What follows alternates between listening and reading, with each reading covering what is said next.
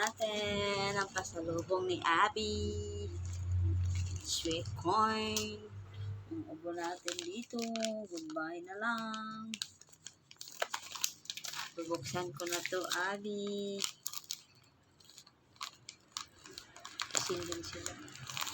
Ubo natin. Agad. Tikman natin yung pasalubong ni Abby.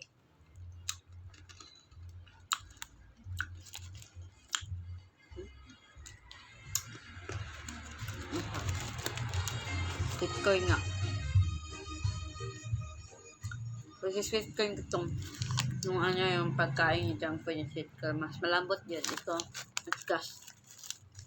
Okay lang. Sarap pagatin.